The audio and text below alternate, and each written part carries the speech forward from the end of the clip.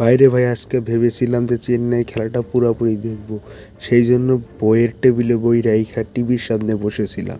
কিন্তু ভাই চেন্নাই যে এইভাবে মার খাইবে আমি সেটা কল্পনাও করি নাই। না আপনারাই বলুন, পার্টনারশিপ জুটিতে টি-20-তে কোনো দিন 200 রানের উপরে ছাড়া যায়?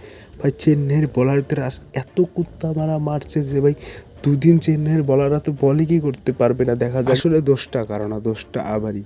আমি যেদিনই খেলা দেখতে বসে ওই দলই হেরে যায়। সেদিন দেখতে বসছিলাম মুম্বাই আর সানরাইজ ভাবছিলাম যে পিটে আর লম্বা বানিয়ে দিবে মুম্বাইকে, কিন্তু দেখা গেল উল্টা আরও মুম্বাইয়ের সূর্যা কুমার যাদব আর তিলক বর্মা এমন মারছে যে একদম সানরাইজে কুত্তা হারায় দিছে। সেরকম আজকে চেন্নাইয়ের বলারদের শুভমান গিল এবং সাই সুদর্শন ভাই পিটাইতে চামড়া চোবড়া তুলে ফেলছে। না ভাই সেদিন সানরাইজ আর লখনৌ খেলা ছিল, আমি দেখি নাই।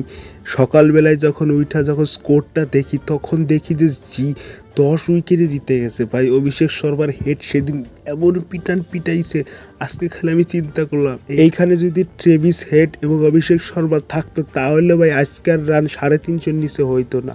কিন্তু যাই হোক, কপাল ভালো যে এখানে গুজরাট ছিল, না হলে অভিষেক শর্মা থাকে তো ভাই 350 রান। ভাই একজন ডাইহার চেন্নাই ফ্যান হয়ে চেন্নাইয়ের কাছ থেকে এমনটা আশা করি নাই কোনোদিনও, আর কোনোদিন করবো না। কিন্তু এমন খেলা দেখাইলো আজকে চেন্নাই, একদম ভাই সব দিছে। ভাই সবিশেষে একটা পরামর্শ দেওয়া যায়, যারা চেন্নাইয়ের সাপোর্টার আছে তারা ভুলেও মাঠে যেমন আজকে চেন্নাইয়ে ধুয়ে দিল জিটি, তেমনি কালকে যদি তোমার আরসিবি ফ্যানদের সাথে দেখা হয় ঠিক এইভাবেই তোমার ধুয়ে দিবে। তো ভাই কালকে আমার আরসিবি ফ্যানদের সাথে কথা আছে, জানি না কী অবস্থা হবে। তো আজকের মতো এইটুকু ভাই, মনের সম্পূর্ণ ভাব আজকে প্রকাশ করলাম ভাই। একদমই মাথা মুথা ভাই পুরো নষ্ট করে দিচ্ছে সিএসকে, এরকম পারফরমেন্স কিছু করার নাই ভাই।